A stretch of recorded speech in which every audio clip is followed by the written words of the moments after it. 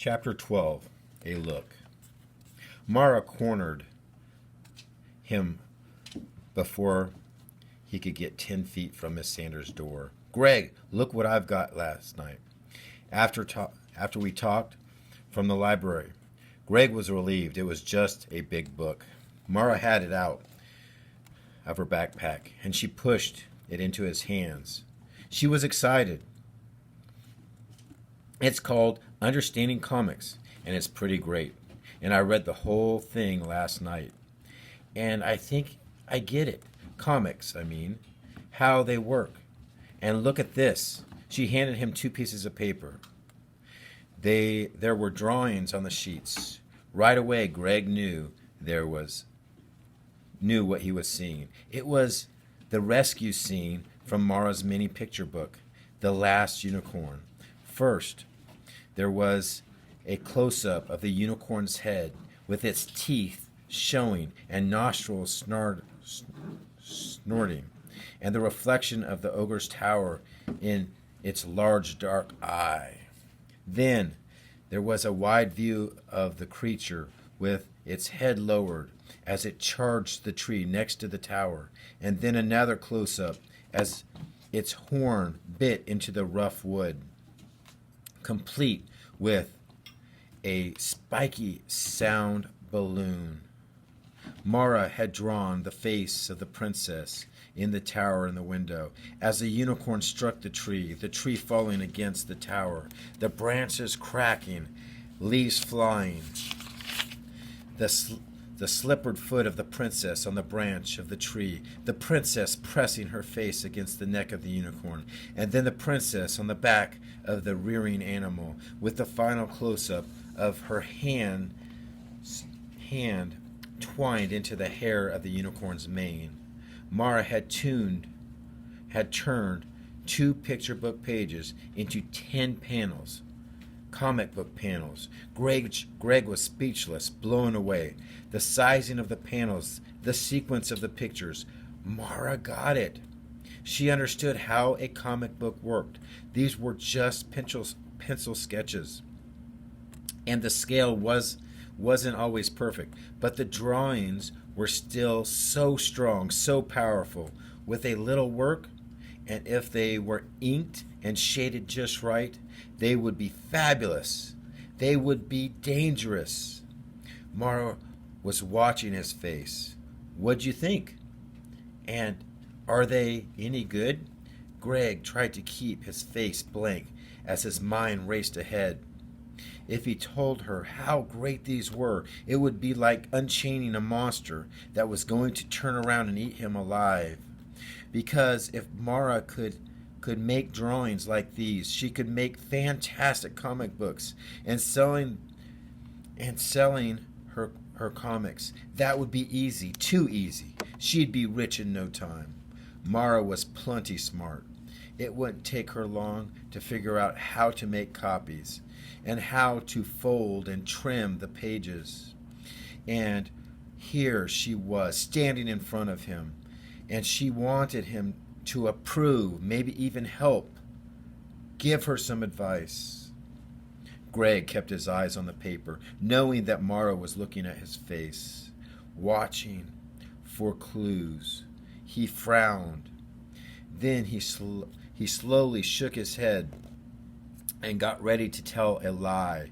He looked up from the drawings. He was going to tell her these drawings were pretty bad, tell her she'd better stick with her little picture books, maybe tell her to give up drawing completely, and that she should definitely forget about the comic book business.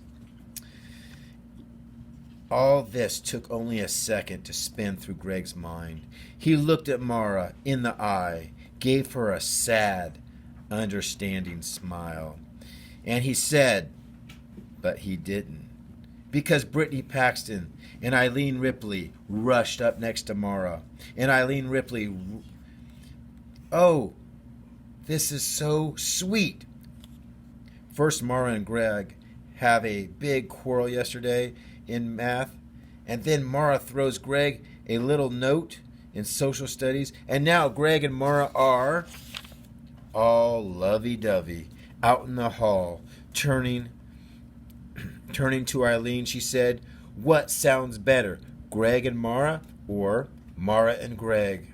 "I think Mara and Greg. It's perfect, don't you think?" And then came a flood of giggles. A more experienced guy would have simply turned away and gone on about his business. But Greg panicked.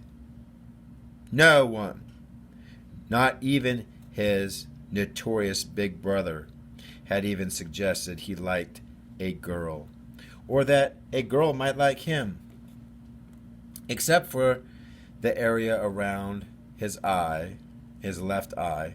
Greg's whole face turned deep pink. "Don't be stupid," he snarled. "I can't help it if somebody throws paper at my desk. I can't help it if she sticks some dopey pictures in my face either. Here, take this junk." He shoved the sketches and the book into Mara's hands and said, "Get away from me."